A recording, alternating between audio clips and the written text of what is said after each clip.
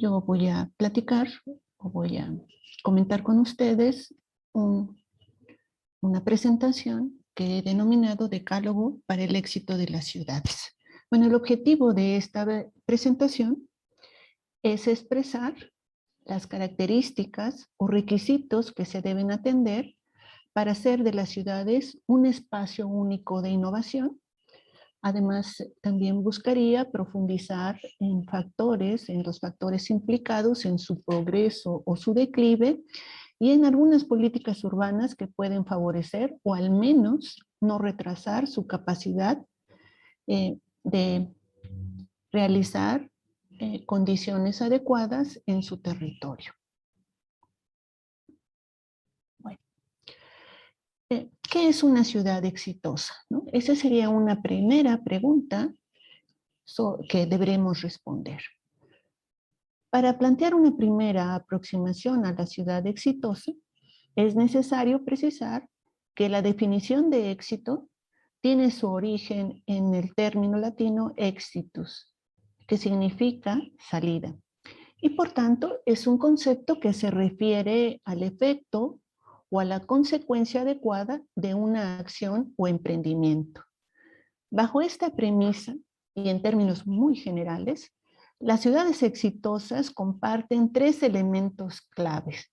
El primero es un crecimiento poblacional, el segundo es riqueza y el tercero es un buen funcionamiento. Sin embargo, la necesidad de profundizar en los factores implicados en su progreso o declive y en políticas urbanas que pueden favorecer estas condiciones nos hacen necesario cuestionarnos algunas otras ideas. Las ciudades deben referirse o nos obligan a cuestionarnos qué otros componentes generan efectos exitosos en las ciudades, aparte de tener un crecimiento poblacional, de tener riqueza y de tener un buen funcionamiento. Y otra pregunta que pretendo responder es ¿cuáles son los requisitos que deben atender una ciudad para tener éxito? Bueno, en la revisión de documentos que atienden o que buscan una respuesta a estas preguntas, a ver cuáles son los requisitos de una ciudad exitosa, yo pude identificar los 10 requisitos, ¿no? Los 5 primeros serían la ciudad en red, tenemos que buscar una ciudad en red, una infraestructura en tecnología productiva, tener recursos humanos calificados, una densidad de actividades económicas y diversidad de actividades y de población, y tener una calidad de oferta urbana e imagen positiva. Como sexto requisito es tener instituciones políticas representativas, cohesión social, cualificación del capital humano, políticas públicas y sostenibilidad. Las ciudades son estructuras complejas, un sistema físico que interactúa con otros componentes. Por tanto, tienen una relación recíproca entre dos o más factores externos, en donde el espacio es una trama de relaciones que forman una estructura física determinada. El concepto de red se utiliza para entender o explicar el territorio a través de las relaciones entre ciudades o entre secciones de ciudad, y por tanto el resultado a veces es ambiguo, dinámico y multiforme. Por ello, el requerimiento de producir una ciudad en red se refiere básicamente a promover una ciudad accesible, abierta, con articulación del territorio urbano regional, mediante sistemas de infraestructuras de transporte, de comunicaciones y de servicios básicos. Es decir, implica accesibilidad externa, inserción en sistemas globales de comunicación y diversidad de centralidades, ya que cuanto mayor sea el éxito o el número de vínculos que exista entre nodos, mayor será la conectividad y la integración de la red. En conclusión, el concepto de ciudad en red se utiliza para descubrir un conjunto de unidades urbanas y las relaciones que los unen. Aunque las redes se sustenten sobre la base de infraestructuras de comunicaciones y telecomunicaciones, la existencia de infraestructuras adecuadas no es una condición suficiente para la existencia o desarrollo de una red, ya que no es posible entender la organización del territorio y la conformación del paisaje sin tener en cuenta la lógica de las redes de transporte, las potencialidades que de ellas resulten, su íntima relación con la formación de diferentes grados de expectativas urbanísticas y con el fomento de relaciones sociales de conexión. En relación a la infraestructura tecnológica productiva, debemos entender que la tecnología comprende toda aquella variedad de mecanismos con el objeto de realizar actividades de manera práctica y efectiva. En el caso de la tecnología productiva, se tiene un interés especial en la automatización, pero en esta automatización flexible, el control numérico y los aspectos relativos a la planificación y a la gestión. Por tanto, en las ciudades, el requisito de contar con infraestructura en tecnología productiva se va a referir a contar con infraestructuras, instalaciones, instituciones y sistemas que den sustento a un tejido económico regional. Es decir, se plantea que la inversión en infraestructura sea rentable si respalda a la economía local o regional, ya que esta economía es la generadora de empleo. Este es un punto muy importante. Así también se busca la inserción de tecnologías de información eficiente que no solo aumenten el valor de la información, ya que no basta con tener acceso al Internet, que a veces pensamos que esto es suficiente para tener un avance tecnológico, sino que se amplíen los beneficios en el funcionamiento de la ciudad.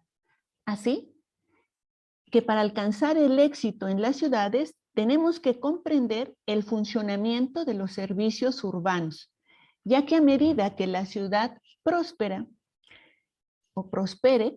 la población quiere vivir no solo en función de los placeres de las ciudades, sino también en función de la productividad que promuevan los servicios que se inserten en este territorio.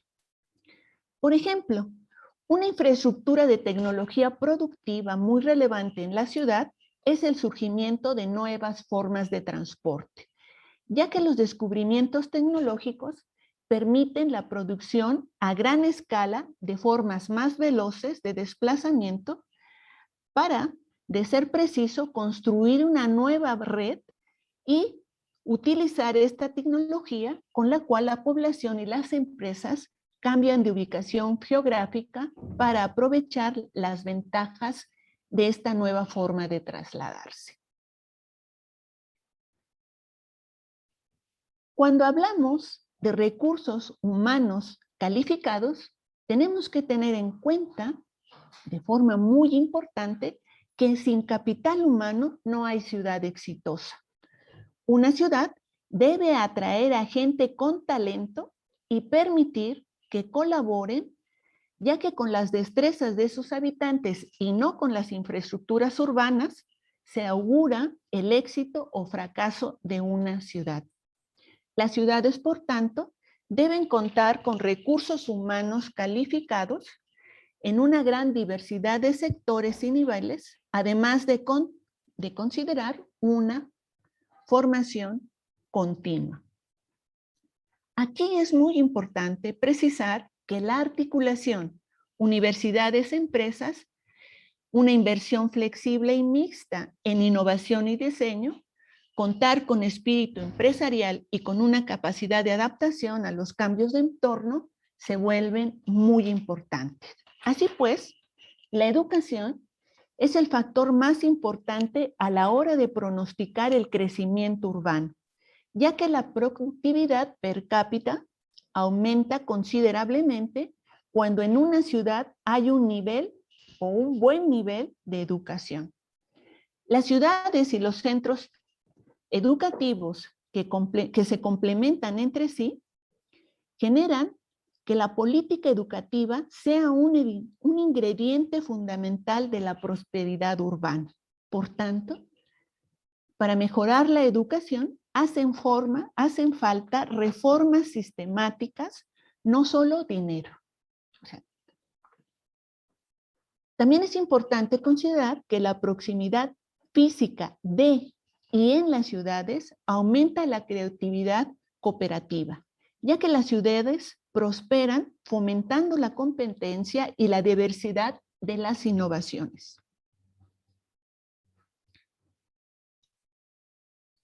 La densidad de actividades productivas y diversidad de actividades y poblaciones es otro punto importante en la prosperidad de las ciudades.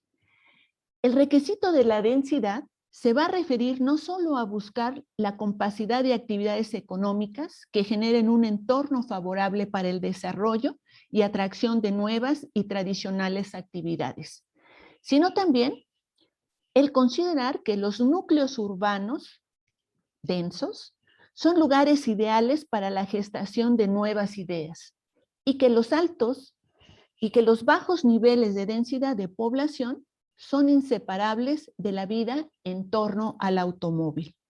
Hay que precisar que la densidad urbana facilita el comercio y la formación de mercados, y que el mercado más importante en las ciudades es el mercado del trabajo. Es decir, la concentración de talento en las ciudades no solamente las hace productivas, también las puede hacer divertidas y diversificadas. Las áreas urbanas deben construir en altura para crecer y avanzar, ya que el crecimiento ordenado de la densidad urbana es un elemento clave de progreso social. La edificación en altura incrementa la densidad y si se tiene proximidad, disminuye el uso del automóvil. Como consecuencia, es necesario tener en cuenta que la relación inversamente proporcional se da entre densidad y uso del automóvil y que esta relación es muy fuerte. En conclusión, ofrecer las ventajas de la densidad junto con la proximidad entre actividades permite una ciudad asequible y una ciudad agradable. Respecto a la diversidad de actividades y poblaciones, es decir, a la heterogeneidad funcional, social y económica, el requisito se va a referir a la ampliación del ecosistema urbano de manera que interactúen trabajadores e inversores y que se ofrezca una amplia gama de empleos. Por consiguiente, una ciudad que busca ser exitosa debe ser una cartera diversificada de empleados y empleadores. Es así que las ciudades centradas en una sola industria no alcanzan el éxito a largo plazo por los monocultivos industriales, ya que estos desalientan el desarrollo de nuevas ideas y de nuevas empresas. Es decir, la diversidad industrial ha sido más favorable que el desarrollo de los monocultivos industriales. Por tanto, las ciudades exitosas serán aquellas en las que la economía depende de industrias intensivas en formación, como pueden ser los servicios financieros y empresariales, en donde se valore mucho la densidad. El requisito de calidad de oferta urbana e imagen positiva de la ciudad en las ciudades se refiere a que estos espacios deben tener centralidades atractivas, ofertas culturales y lúdicas, seguridad urbana y calidad ambiental. La tendencia a creer que la ciudad puede salir de la decadencia solo por edificar es una muestra de la preferencia a creer que la abundancia de nuevas construcciones conduce al éxito urbano. Las ciudades exitosas construyen porque la vitalidad económica lleva a la gente a estar dispuesta a pagar por el espacio. Por tanto, edificar es una consecuencia del éxito, no es la causa. Aunque el éxito del Museo Guggenheim ha acreditado el punto de vista según el cual las instituciones culturales pueden ser consideradas estrategias de renovación exitosas, también hay que considerar que los fracasos de la renovación urbana expresan la desilusión de no entender que son las personas y no los edificios las que determinan el éxito en una ciudad. Si bien los museos, los transportes y las artes desempeñan un papel importante en el éxito de las ciudades, los urbanistas tienen que ser realistas y esperar éxitos moderados. La verdadera recompensa de las inversiones en centralidades y servicios no debe residir en el turismo, sino en atraer a ciudadanos cualificados que son los que de forma eficiente pueden hacer resucitar a una ciudad, sobre todo si están en contacto con la economía mundial. Por tanto, la abundancia de inmuebles próximos y bien comunicados entre sí aliviará la presión sobre las calles, facilitará los contactos que constituyen el elemento vital de una ciudad y reducirá el costo del espacio. Es decir, las ciudades necesitan calles y edificios que permitan a las personas vivir y comunicarse fácilmente unas con otras. Las ciudades no son estáticas, cambian constantemente y no se pueden forzar los cambios mediante la construcción de nuevos edificios. Cuando los cambios se producen, la presencia de adecuados y nuevos edificios puede contribuir al proceso, pero debe tenerse claro que la ciudad solo puede prosperar cuando un entorno favorable a las empresas es real y ofrece una calidad de vida adecuada. En la transformación de las ciudades también hay que conservar las partes de nuestro pasado urbano, pero a las ciudades tampoco hay que embalsamarlas. Si la historia de las ciudades se convierte en una camisa de fuerza, entonces pierden uno de sus grandes atractivos, la capacidad de crecimiento. Cada zona de la ciudad deberá tener claramente definidos los criterios para proteger su carácter distintivo. Es decir, se debería permitir que los ciudadanos diseñen, dentro de límites razonables, sus propias normas respecto a los estilos de construcción y sus costumbres. A medida que las ciudades se hagan más seguras y saludables, atraerán a población. Pero si buscamos habitantes cualificados, se deberá poner atención en el fomento a las artes, la tolerancia a los estilos alternativos y en la concentración de centros urbanos divertidos en los que se desarrollen actividades variadas.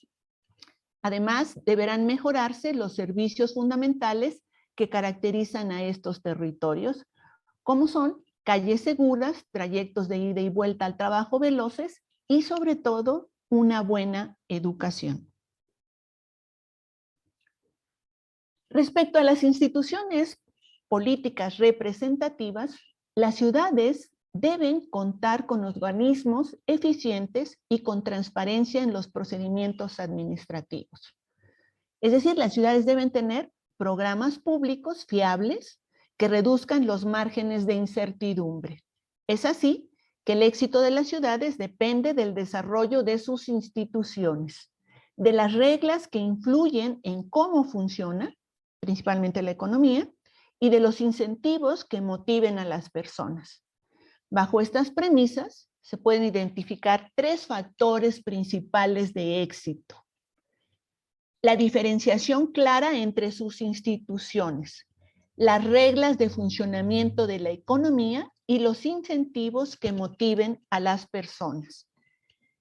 Si se adopta una visión eminentemente económica, surgen los conceptos de instituciones económicas inclusivas o de instituciones económicas extractivas.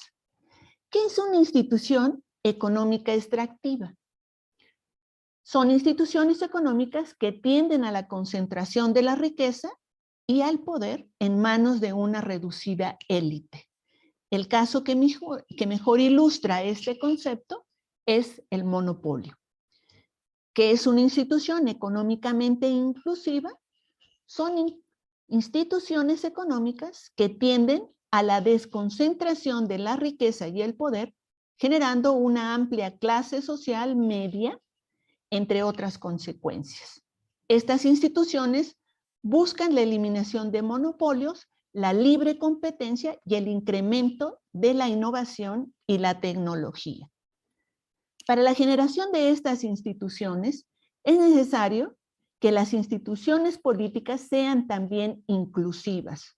Los factores que deben combinarse para la generación de estas instituciones son progreso en infraestructuras, cambio de regímenes fiscales, mayor acceso a la financiación y la protección para el comercio.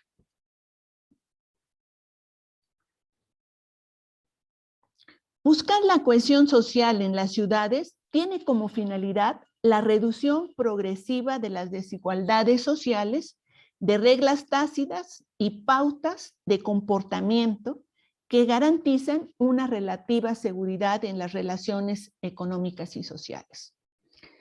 A las zonas urbanas no hay que juzgarlas por su pobreza, sino por su historia a la hora de ayudar a la gente más pobre a ascender en la escala social.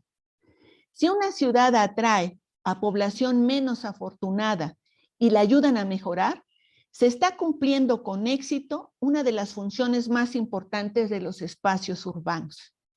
Aunque las ciudades puedan ser lugares de enormes desigualdades y atraer tanto a personas ricas como a pobres, para disfrutar lo que ofrece la ciudad y fomentar la cohesión social, tenemos que promover la vida en las ciudades, no la dispersión urbana, ya que las comunicaciones más importantes siguen siendo las interpersonales y el acceso por vía electrónica puede sustituir la presencia física de un movimiento intelectual.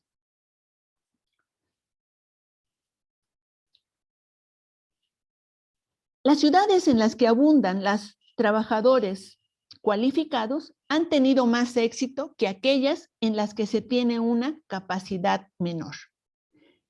Por tanto, el requisito de cualificación del capital humano se refiere al fortalecimiento y al apoyo a sociedades civiles no gubernamentales, a grupos autogestionados que cohesionen en el entramado social y fomenten la participación colectiva, de tal manera que se atraigan personas inteligentes que colaboren unas con otras. Sin capital humano no hay ciudades exitosas. Históricamente, las ciudades provocan eclosiones intelectuales en las que una idea inteligente, a partir de una idea inteligente, se reproducen otras. El Renacimiento artístico en Florencia es un ejemplo de ella. Así pues, la reinversión de las ciudades se puede obtener mediante la concentración de trabajadores cualificados, pequeños empresarios y la interacción creativa entre distintas industrias. Es así que el capital humano permite a las ciudades reinventarse, ya que las ideas cuentan más que la maquinaria. Así, un cuestionamiento de relevancia es: ¿cuáles son las formas de atraer a las ciudades personas con talento? En algunas casas, Lo que atrae a las personas cualificadas es el poder político o unas políticas sensatas que favorezcan al sector empresarial, así como a un sector público asombrosamente competente. Otra estrategia de urbanismo de calidad también es la que junto a políticas sensatas de inmigración.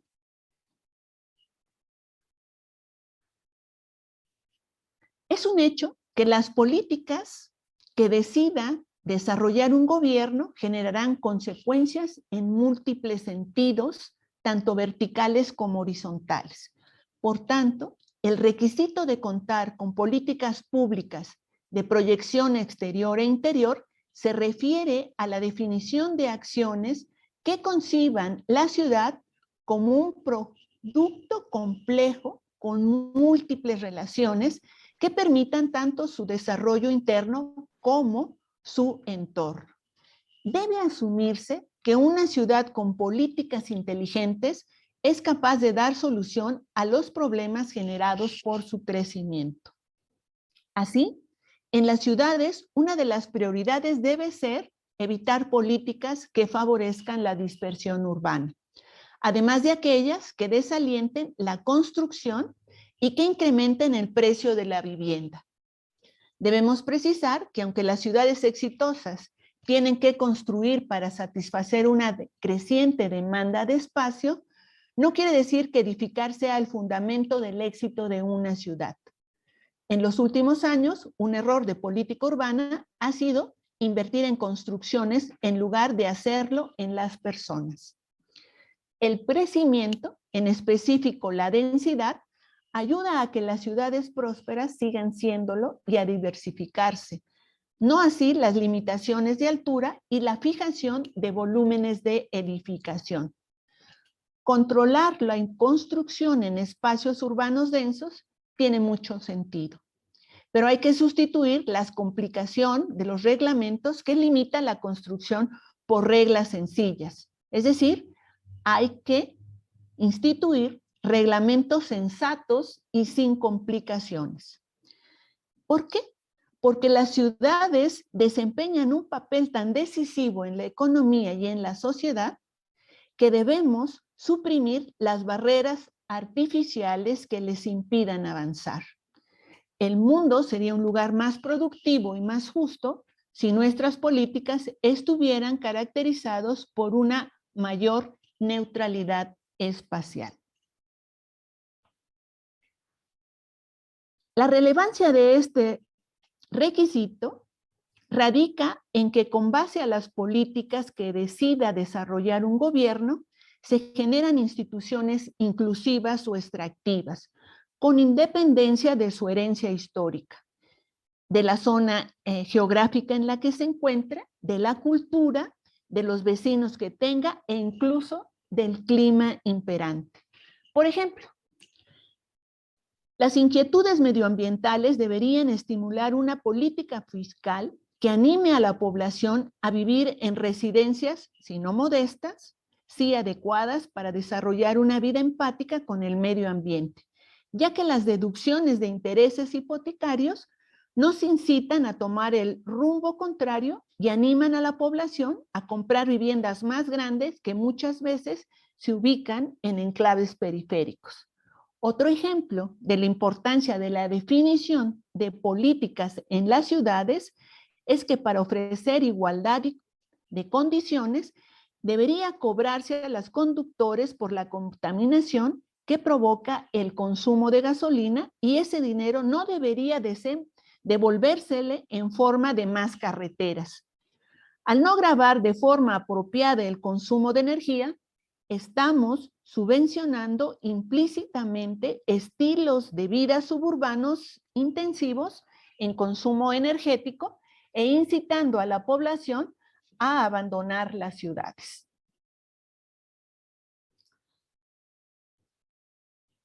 Las ciudades son mucho mejores para el medio ambiente que vivir en el campo.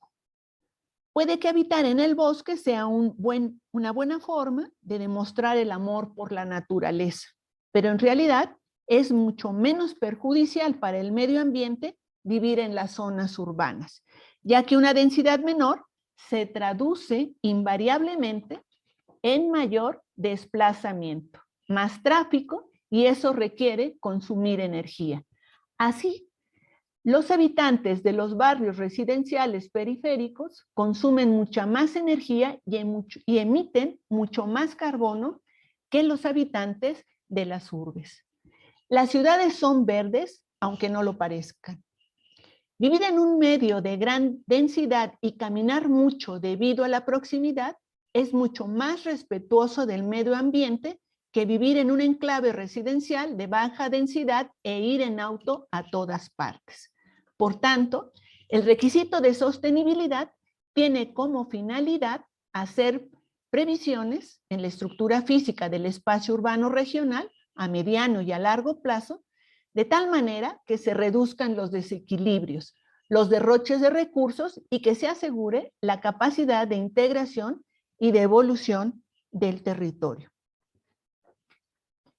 Eliminar las políticas pro dispersión no es algo que vaya a resucitar a las ciudades y tampoco acabará con los barrios residenciales periféricos, pero sí creará un sistema urbano más saludable en que las ciudades peatonales podrán competir de forma más eficaz con el automóvil. Es necesario reflexionar a fondo acerca de los efectos secundarios involuntarios de distintas políticas medioambientales y reconocer cuáles son en realidad las más nocivas. Los que luchan contra la urbanización de alta densidad próximas a los núcleos urbanos para conservar los espacios verdes locales están promoviendo que la actividad constructora se traslade a los márgenes suburbanos y que la población conduzca más. Reconocer ventajas de la dispersión urbana, como la velocidad y el espacio, no significa que ésta sea buena ni que las políticas que la fomentan sean inteligentes. Los costos ambientales o medioambientales de la dispersión deberían animar a los gobiernos a poner freno a la vida centrada en el automóvil. Favorecer los trenes y autobuses ayudan a convertir a la ciudad en más urbanas y de paso beneficiar al medio ambiente. Una vía intermedia que combina la prosperidad y el crecimiento con menores riesgos medioambientales es la vida urbana de alta densidad, ya que los altos costos del terreno limitan el espacio privado y la densidad hace menos atractivos el uso del automóvil. En conclusión, las ciudades son respetuosas con el medio ambiente y son más saludables. La densidad y la proximidad permiten mayores desplazamientos a pie o en transporte público. Los comentarios finales a los que les acabo de comentar serían: las ciudades que tienen éxito atraen población calificada y cualificada, ya que en la actualidad las ciudades dependen de su capacidad de innovación, de la difusión del conocimiento, y en este proceso la densidad urbana construye un elemento central. La paradoja de la metrópoli moderna se refleja en que a medida que el costo de recorrer grandes distancias aumenta, la proximidad se hace cada vez más valiosa. Es decir, la densidad sin proximidad y la construcción de infraestructuras sin densidad y sin proximidad tampoco aportan en demasía a este proceso para que una ciudad sea exitosa. El reto es, por tanto, por dónde y cómo empezar. Muchas gracias. Bien, muchas gracias, Elizabeth. Como siempre, muy interesante lo que nos planteas. Creo que estos 10 puntos que nos has señalado, bueno, resumen muy bien, condensan pues mucho de las convergencias que ha habido en los últimos años sobre los temas de cómo abordar el asunto de la ciudad. Cada uno de estos temas me parece muy, muy interesante. En sí mismo son casi que una línea de trabajo, digamos, Pero lo que yo resaltaría es que, bueno, son la suma de estos puntos, de estos 10 o algunos otros más que se pudieran encontrar, los que nos pueden ir dando pauta para que las ciudades avancen, caminen en un mejor, hacia una mejor meta, ¿no? Yo quisiera que tuviéramos oportunidad de expresar algunas preguntas, comentarios a Elizabeth. Tenemos tiempo muy bueno, ¿verdad? Vamos muy bien con el tiempo, entonces tenemos tiempo para que con tranquilidad podamos hacer algunas preguntas y Elizabeth también, sin la presión del tiempo, pudiera contestar estas preguntas o complementar su presentación a partir de los comentarios que nos hagan llegar. Entonces está abierto el chat. Si alguno de los participantes está en la reunión, quisiera hacer un comentario directamente a través de su voz y de su imagen en pantalla, háganoslo saber para que le demos acceso. Voy a revisar si en el chat tenemos alguna pregunta. Por aquí. También los miembros del staff, si identifican que hay alguna pregunta, pues háganosla llegar. Vamos a dar un tiempo. Bien, Elizabeth, de estos temas me parece que voy a seguir haciendo algún comentario y yo te haría alguna pregunta, dando tiempo a que el público procese lo que nos has presentado y pueda manifestarnos algunas inquietudes. Hay algunos de los temas que tú nos señalas, de estos 10 puntos, que tienen que ver con aspectos de ordenación urbana. Hay otros temas que tienen que ver con cuestiones de la economía, de las actividades de la ciudad. Hay otros temas que tienen que ver sobre pues, las políticas públicas, la gestión para la ciudad. Pero señalaste una que a veces le prestamos poca atención y que es muy importante en nuestro ámbito, en el que trabajamos buena parte de los que estamos aquí, que es el ámbito académico, de la formación de recursos humanos. Tú señalaste un par de temas del decálogo que tienen que ver con eso, los recursos humanos, o como le llamaste el otro punto, pues la calificación, ¿no? del personal, que tienen que ver con la educación, con la formación de cuadros, con la generación de ideas principalmente. Entonces creo que ese es un tema que a veces no le prestamos la adecuada atención. Si bien en muchos de nuestros países, de nuestras ciudades, tenemos una infraestructura, una estructura académica amplia y diversificada, yo tratando de ser crítico, me parece que en los temas de urbanismo algo nos ha pasado. Y tú señalabas algún asunto de, no tanto el tema de la cantidad, sino de la calidad en la formación de los recursos humanos y que esta formación y habilidades estén adecuadamente enfocadas, canalizadas hacia estos temas. Me parece que eso es algo que nos está pasando, ¿no? Que no hemos logrado una cohesión entre los expertos para lograr generar suficientes ideas que sirvan de plataforma para el desarrollo de nuestras ciudades. Y también me parece que a veces no estamos lo suficientemente habilitados para enfrentar los retos de una manera también correcta, adecuada. No sé si tú tengas alguna idea en este sentido, como profesora también nos pudieras expresar. Sí, bueno, yo creo que es muy importante, lo que tú estás marcando es la calidad de la producción de talento, ¿no? Sí. Pero una de las cosas más importantes para las ciudades, para que las ciudades sean prósperas, es que haya una articulación y una vinculación entre universidades y empresas. Porque lo que sucede es que generalmente nosotros nos insertamos dentro de la academia y ahí generamos a lo mejor conocimiento muy valioso o a lo mejor no tan valioso o ideas muy agradables, muy interesantes, pero no tenemos la vinculación hacia el exterior. O sea, y yo creo que eso de la empresa no solamente considera la industria, ¿no? Si estamos hablando. Sino en nuestro caso es tener una relación con otras organizaciones o con la propia estructura política de una ciudad. Porque eso va a generar que la cualificación del recurso se modifique, ¿no? Y que debe ser una inversión flexible, o sea, tiene que ser una inversión flexible. Esta inversión de capital humano tiene que ser flexible. O sea, ¿qué quiere decir?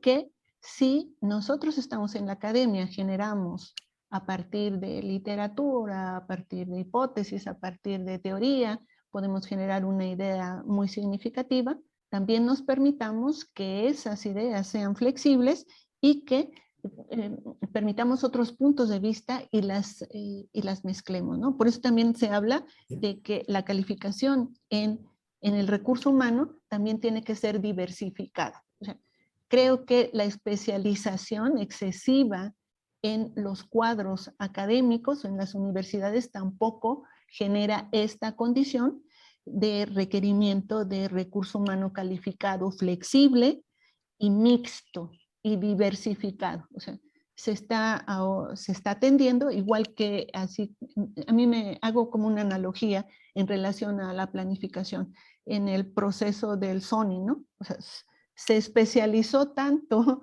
o se zonificó tanto por especialización de actividad que pues no tenemos diversidad y a veces no tenemos ni vida urbana. Entonces, al interior de las universidades es lo que está sucediendo. Nos estamos especializando tanto en una temática que no nos permitimos ser flexibles, que tampoco nos permite tener esta condición de innovación y eso hace mucho daño para tener un recurso humano calificado, ¿no? Estas nuevas ideas que están surgiendo de la transdisciplinariedad, de la disciplinariedad, de la interdisciplinariedad, bueno, son bienvenidas, pero tenemos que tener también una visión, una articulación hacia el exterior de nuestras universidades. Muy bien, Elizabeth. Mira, en el transcurso de tu intervención han llegado ya algunos comentarios. La doctora Marisa Barreto de Puerto Rico, que estará con nosotros en el seminario el día de hoy por la tarde, tiene una felicitación, dice, excelente presentación. Asimismo, hemos recibido en el chat algunos mensajes de los colegas de la red que se manifiestan que están presentes. Envían saludos para todos y te felicitan también por tu presentación. Hay un par de preguntas que han llegado hasta el momento, que las voy a leer. Viene anónimo. Nos dice, ¿cómo creería usted que la pandemia afecta a las ciudades densas o densificadas? Ya que, producto de esta situación, mucha gente que vivía en las ciudades ha empezado a buscar salidas hacia la periferia o fuera de ellas. Esa sería una primera pregunta. Como tenemos tiempo, ¿por qué no atiendes esta pregunta y después continuamos con otras? Sí, bueno, es una condición, es una pregunta interesante bajo el esquema que estamos viviendo, ¿no? O sea, y es bastante lógica el cuestionamiento. Sin embargo, también yo, cuando empecé a revisar algunos textos y empecé a revisar algunos, para hacer esta presentación, también me cuestioné lo que usted me está solicitando como una respuesta, ¿no? Pero, contrario a lo que parecería que la sana distancia y aléjate más, todas la información como una respuesta ante el COVID y ante estas condiciones de salud, están diciendo que la solución es lo que le llaman cronometría, algo así. O sea, ¿qué quiere decir? Las ciudades más pequeñas, o sea, las ciudades más pequeñas, los trayectos de 15 minutos, la gente que tiene actividades de proximidad, tiene menos posibilidad de afectar. Entonces, una densidad, yo no estoy pensando en una, o lo que me imagino de lo que se está planteando es que una densidad de torres de 20 pisos, ¿no? una densidad controlada que permita tener una vida de barrio, que permita tener una vida de proximidad, como límite 15 minutos caminando, en donde haya diversidad de usos, que haya actividad. Eso no está en contrasentido de una mayor difusión de un virus, ¿no? O sea, parecería contradictorio, pero eso es lo que están explicando los expertos, ¿no? Que la solución no es apartarnos más y más y más. La solución es que tengamos más vida de proximidad. Y generar inmunidad, ¿no? Generar inmunidad, pero la vida más concentrada, ¿no? Entonces la densidad está como... la densidad debe revisarse ese concepto con esta misma idea de ser flexible, de tener otra condición, porque a veces solamente la densidad se manifiesta en términos meramente económicos y no se ve otras cualidades que tiene la densidad. Bien, Elizabeth. Mira, Rafael Villeda, de la universidad, pregunta algo que tiene relación con lo que estamos hablando ahora, sobre esta vida en la periferia. Pregunta, ¿no existe una contradicción entre el planteamiento que haces sobre el fortalecimiento de las centralidades de la gran ciudad contra la potenciación de nuevas centralidades en la periferia de las grandes urbes? Sí, o sea, sí hay una contradicción, ¿no? O sea, eso es en términos meramente físicos. O sea, volvemos al punto de la condición de sustentabilidad o sostenibilidad. En la medida en que producimos eso, producimos más fragmentos, producimos más movilidad y fomentamos un patrón de crecimiento poco sano, que es espacios más alejados. Si de hecho ahí se dice, ¿verdad? Si tú quieres ser sustentable, pues las ciudades son más sustentables porque tienes la concentración. Aquí es el problema en zonas de concentración, es que sean monocentrales, ¿no? O sea, que solamente se tiene que buscar la pluricentralidad dentro de la propia concentración de ciudad, ¿no? Si tenemos zonas o diferentes núcleos centrales, polinucleares, dentro de la zona compacta, volvemos al punto de lo que comentamos anteriormente, que es la proximidad. O sea, aquí la clave es caminen más, caminen y obtengan los satisfactores más de forma próxima y cercana. Eso es una contradicción, ¿verdad? Sí, claro. Bueno, y de alguna manera, los centros o la multiplicación de centros hacia la periferia, pues tendría que ver con esta idea de ir generando, consolidando actividades, consolidando servicios principalmente en estas zonas para evitar la autosuficiencia y los desplazamientos innecesarios, que si fuera de la periferia hacia el centro, si fuera únicamente un esquema monocentral o un único centro, ¿no? O sea, tiene que ver con una refuncionalización de todo el tejido urbano. Y sí, parece que esa es una tendencia inevitable, se da en todas las ciudades. Sí. Sí. Por más compactas que sea, crecen hacia la periferia y estas deberían darse de una manera acotada y con la complementariedad, no únicamente espacios de vivienda, sino de los servicios y de las actividades que se requiere para una vida adecuada. Y esto sería bueno como estrategia, así se ha planteado y se da casi de manera natural en centros, ¿no? Centros que surgen espontáneos o con inducción a través de la planificación urbana. Bueno, hay otras preguntas, vamos a ver aquí algunas más. Aquí hay dos que se podrían sintetizar, ¿verdad? Que dice, dentro de esta anomalía actual, de los desajustes que se presentan actualmente, ¿cuál sería el proceso ideal para lograr la prosperidad inmediata? Me parece que la respuesta ya la señalaste, ¿no? Pero si quisieras puntualizar ahí, si hay un aspecto ideal. Y si ¿tú crees que en tu experiencia o tu visión hay ciudades que han visto aplicados ya estos conceptos? Algunos de estos 10 puntos.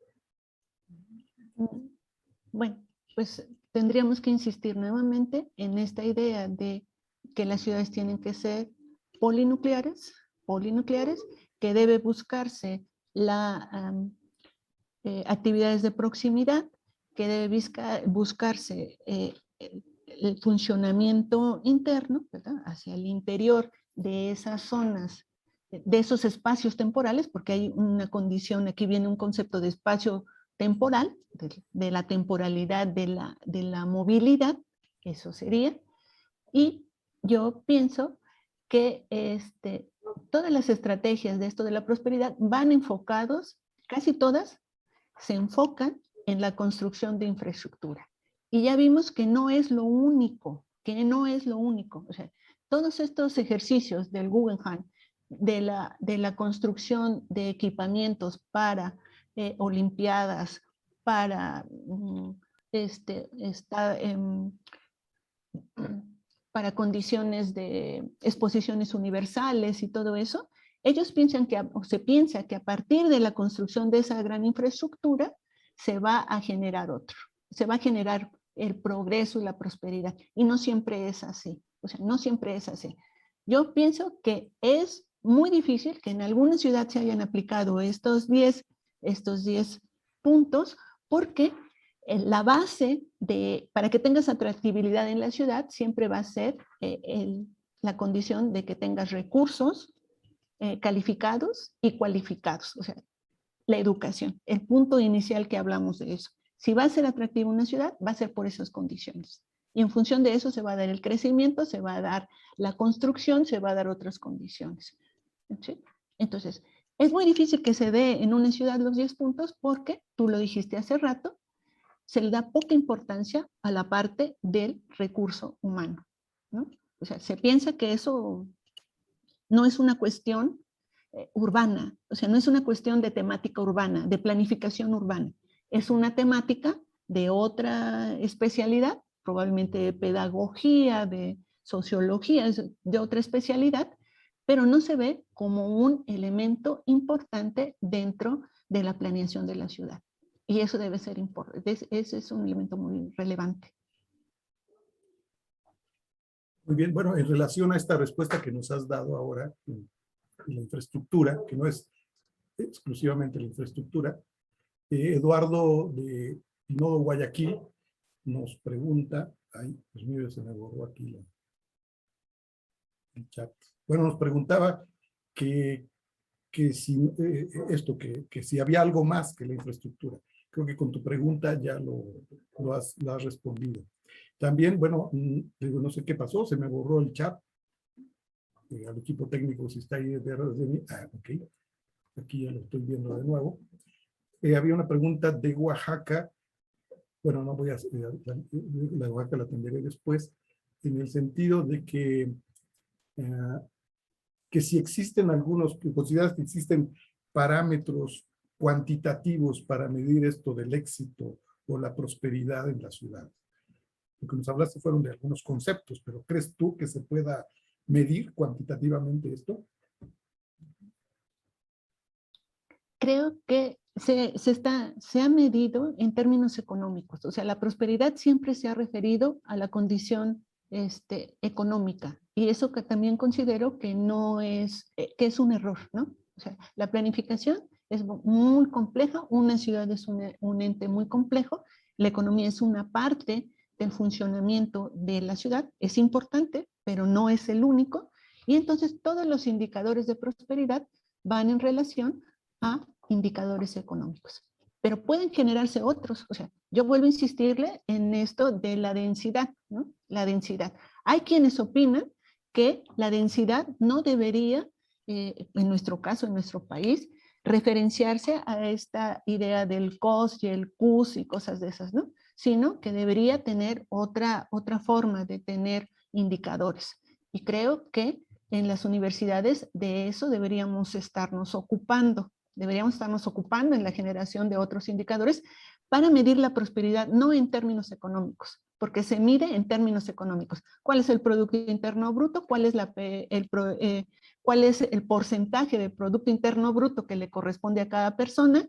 ¿Cuánto asignas a tanto? ¿Cuánto asignas a a esta actividad? ¿Cuánto produce la industria en relación del Producto Interno Bruto? Pero lo que no se ve es qué parte de ese Producto Interno Bruto estás utilizando en entender o en generar una red, ¿no? Una red para la promoción de un elemento, de una de las condiciones que es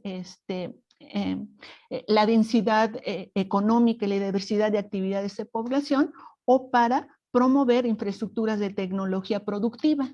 O sea, en eso no lo sabemos. O sea, no se ha llegado a definir eso. Entonces, el problema en este momento es que sí, hay indicadores cualitativos, pero son meramente económicos. Y la ciudad es más que economía. Sí, claro, hay un gran campo ahí de trabajo Sí. empírico y de generación de indicadores, de parámetros. Sí. ¿Verdad? Claro, muy bien. Mira, hay una pregunta que nos hace Alejandro desde Oaxaca, relativa al tema de las políticas públicas que tú nos planteabas. Él, bueno, nos dice, creo pensando en su contexto de Oaxaca y su región, que bueno, que hay grandes problemas sociales, muchas demandas, rezagos, carencias, y generalmente hay pocos recursos económicos e insuficientes políticas públicas. Esto, bueno, parece ser que así es. ¿Tú qué opinas? Sí, pero aquí se plantea que hay que desarrollar las políticas públicas en múltiples sentidos, o sea, verticales como horizontales, o sea, horizontalidad en sentido estrictamente institucional, ¿verdad? Pero también las universidades estaríamos en ese sentido horizontal, ¿verdad? En esa transdisciplinariedad. También tendríamos que tener una participación, también deberíamos tener una participación en esas políticas públicas. Y los recursos, sí, efectivamente, a lo mejor los recursos para promover la implantación de las políticas públicas. Las políticas públicas en sí, sí tienen un requerimiento económico, pero no deberían tener esa condición. Las estrategias, si se reúne la universidad, si se reúnen los colegios de arquitectos, los colegios de urbanistas, podrían generar estrategias. El conflicto es definir cuál de ellas debe tener, es fundamental para el éxito de la ciudad, es fundamental eh, eh, para promover prosperidad. O sea, es la jerarquización de esas consecuencias o de esas acciones derivadas de una política pública. O sea, no es la cantidad. Otra vez volvemos a la calidad en la generación de políticas públicas y en la jerarquización. Calidad y jerarquización sería como la respuesta a esto, ¿no?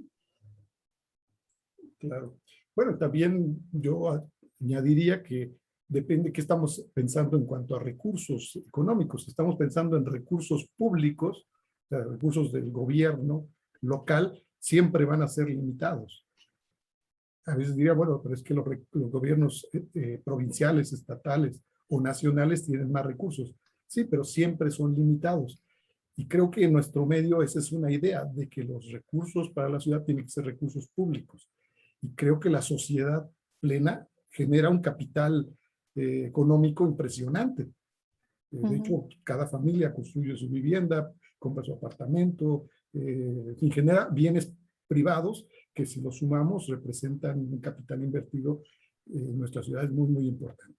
Y está el otro vertiente, el capital privado, que a veces no se considera o no se le estimula para que pueda invertir en satisfacer bienes que el mercado demanda, pero también satisfacer bienes públicos que pudieran ser de su interés, y se dan las condiciones correctas para que estas inversiones se puedan realizar. Otros países, bueno, han experimentado esto de otra manera, y creo que aún así los recursos siempre se quejan todo el mundo de que son insuficientes. Pero Sí, bueno, pero ahí viene otra vez el punto que hablamos, ¿no? O sea, sí, el capital, el recurso humano tiene que ser flexible y diverso. O sea, cuando tú dices estas ideas de que por qué no involucrar al capital privado, bueno, es que pues se tiene una acotación muy limitada de que el recurso tiene que ser exclusivamente público, ¿verdad?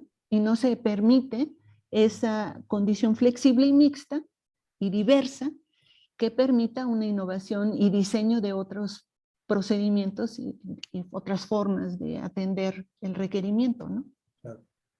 Bien. Sí, por otra parte, si el recurso, el capital es limitado, es poco, pues hay que ser muy responsables con su ejercicio, ¿no?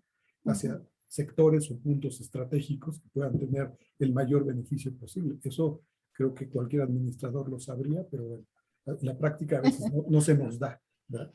Bien, entonces, bueno, Elizabeth, creo que estamos llegando ya al final. No sé si tú quisieras hacer alguna última... A ver, aquí me pregunta alguien que a lo mejor podría servir como cierre, un poco aterrizándolo a nuestro contexto. Me preguntas, ¿crees que en México, ciudades como Ciudad de México, Guadalajara, Monterrey, pueden ser consideradas como exitosas? Bueno, él cita exitosas, ¿no? Bueno, yo creo que no. No, creo que no. Sí. O sea, aquí, vamos a ver, hay recursos calificados, hay algunos recursos calificados, hay densidad de actividades económicas y diversidad de actividades y población, sí las hay. Pero hay poca cohesión social, la cualificación del capital humano está muy desproporcionada, o sea, hay instituciones políticas representativas, ¿no? Tenemos mucha desconfianza en nuestra condición.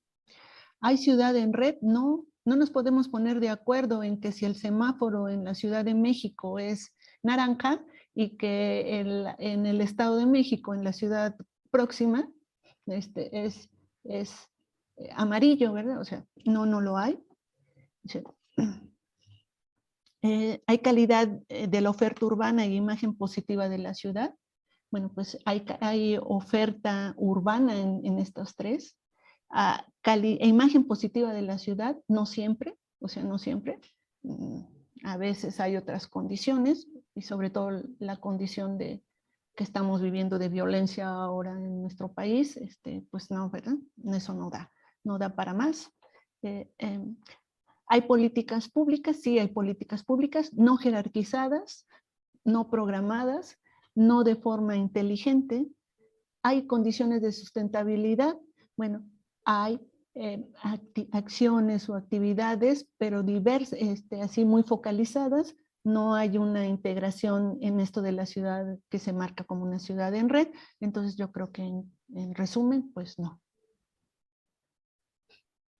Bueno, bien. Bueno, Elizabeth, ya hemos atendido un buen número de preguntas. Están llegando, afortunadamente están llegando más, pero yo creo que ya algunas reiteran un tanto lo ya comentado. Y bueno, y lamentamos que no podamos darle también cabida a todas, porque son muchas las que ya se activó el chat y están llegando muchas preguntas. Pero bueno, dejémoslo ahí. Yo te felicito, me parece muy interesante este esfuerzo por, como dije al principio, por presentarnos 10 planteamientos, ¿no? De una manera muy sintética, muy compacta, de aspectos que nos pueden servir de orientadores para buscar, ir en camino hacia eso que llamamos éxito, prosperidad, que en las ciudades, que es el objetivo de este.